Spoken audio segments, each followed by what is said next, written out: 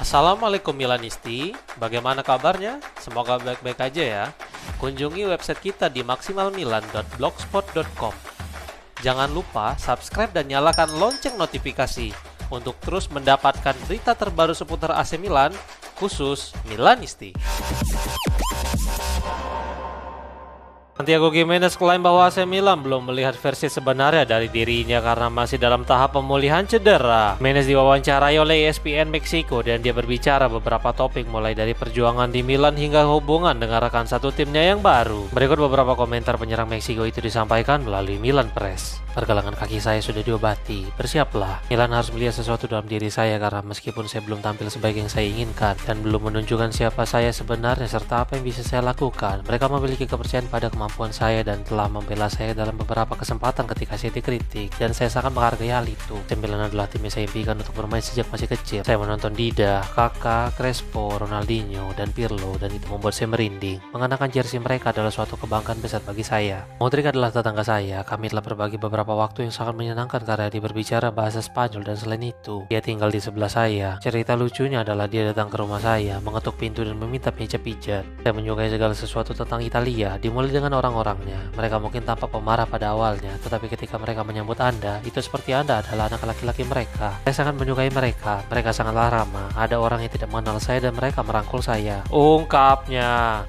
Terlepas dari rumor kepergiannya, tampaknya sekarang Giorgio Furlani siap perpanjang masa bakti di AC Milan menurut sebuah laporan. Milan News mengutip Alessandro F. Guidis yang mengomentari tentang kunjungan singkat Geri Cardinale ke Milanello. Sang jurnalis menegaskan bahwa Cardinale berada di Milan tidak untuk melakukan revolusi dalam tubuh manajemen Diavolo. Jika Cardinale berhasil melunasi hutangnya kepada Elliott, maka mereka akan bersiap dengan Redbird karena Manulev sebagai pemberi pinjaman yang baru akan mengisi kursi dewan yang saat ini masih ditempati oleh Direktur Elliott Singer dan Mitchell. Namun hampir tidak mungkin mereka akan melakukan perombakan di dalam manajemen Milan. Meskipun dalam beberapa waktu terakhir Furlani terus disebutkan berpotensi kehilangan posisinya saat ini sebagai CEO Rossoneri. Sekarang Milan justru kembali menegaskan dalam sebuah pernyataan harmoni dan konteks stabilitas, kontinuitas dan persatuan dengan keselarasan antara pemilik dan manajemen, bahwa masa jabatan Furlani sebagai CEO yang berakhir pada tahun 2025 telah diperpanjang hingga 3 tahun ke depan.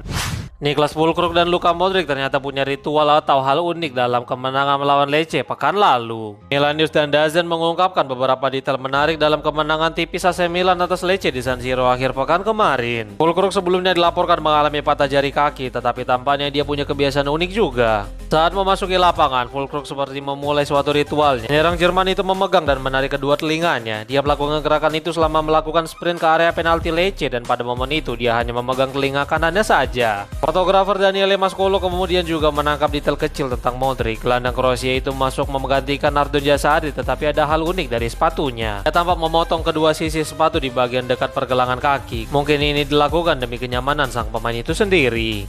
AC Milan sedang mencari bek tengah, tetapi Federico Gatti masih dalam daftar buruan menurut sebuah laporan. Milan News 24 mengutip Tuttosport yang melaporkan bahwa manajemen Milan terus memantau situasi Gatti di Juventus dengan cermat. Hal ini dilakukan sebagai langkah pertama sebelum mereka melakukan negosiasi dengan Juventus di jendela transfer musim dingin kali ini. Massimiliano Allegri jelas dengan senang hati mendapatkan bantuan untuk lini pertahanan timnya saat ini yang menggunakan skema 3 orang. Hal ini tidak lepas dari kebutuhan sang pelatih jika pemain andalannya mengalami cedera dan tidak cukup banyak pilihan di bangku cadangan. Nama Gatti pun muncul sebagai target potensial, terlebih sekarang posisinya kian tergusur di bawah asuhan Luciano Spalletti. Allegri mengenal sang bek dengan sangat baik semasa membesut nyonya tua, tetapi kesepakatan ini tampaknya akan sulit karena beberapa faktor. Juventus tampaknya cenderung tidak akan memberikan diskon apapun kepada rival mereka, namun Rossoneri bisa mencoba mengajukan kesepakatan pinjaman dengan opsi atau kewajiban untuk membeli jika ada salah satu kondisi yang terpenuhi.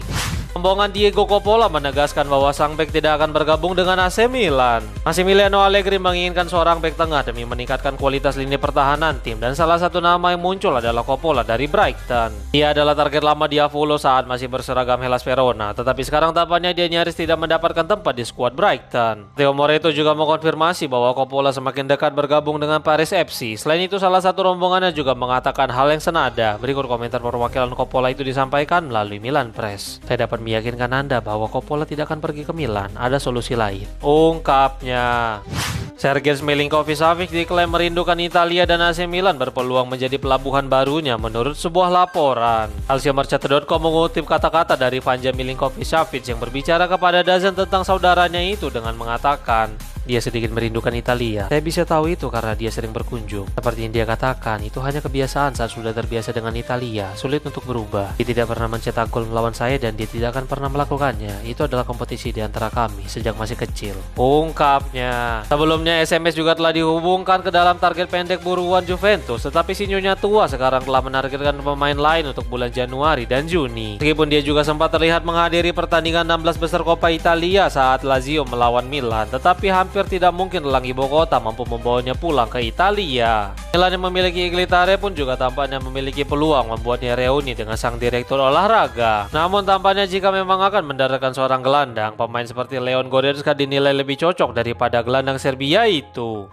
AC Milan tampaknya benar-benar selangkah lagi memperpanjang kontrak Mike Maignan menurut sebuah laporan. Gianluca Di Marzio melaporkan bahwa pada pertemuan terakhir untuk memperpanjang kontrak Maignan bersama Milan, pertemuan itu berakhir dengan baik dan sang kiper akan segera menandatangani perpanjangan kontrak bersama Diavolo. Rincian akhir akan segera diselesaikan oleh para direktur bersama agen sang kiper. Belum diketahui berapa lama durasi kontrak baru yang disodorkan oleh Milan kepada mantan kiper Lille itu. Informasi terakhir adalah kontrak hingga 2030 serta opsi untuk memperpanjang satu musim lagi hingga 2031.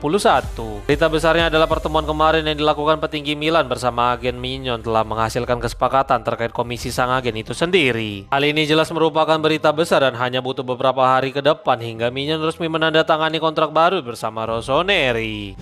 Alexis Saelemaekers masih berlatih secara terpisah saat tim melanjutkan latihan di Milanello menurut sebuah laporan. Milan News melaporkan bahwa Milan akan menjalani sesi latihan ganda di Milanello hari ini. Skuad akan berlatih untuk mempersiapkan diri saat menghadapi Roma akhir pekan kemarin. Mulai pukul 15.30 waktu Italia, mereka akan berlatih di salah satu lapangan di tempat latihan di Carnage. Saelemaekers masih berusaha pulih dari masalah pada aduktor yang dideritanya dalam pertandingan terakhir melawan Lecce di San Siro akhir pekan kemarin. Dia masih dijadwalkan akan berlatih secara individu, sehingga masih kecil kemungkinan sayap Belgia itu akan tersedia pada pertandingan melawan Roma. Hasil hari ini dan Sabtu akan sangat krusial. Jika dia mampu membuktikan bahwa mampu pulih dengan baik, maka Massimiliano Allegri dengan senang hati membawanya bersama skuad. Namun jika tidak, maka dia akan terpaksa untuk menonton Milan menghadapi mantan timnya itu di Stadion Olimpico.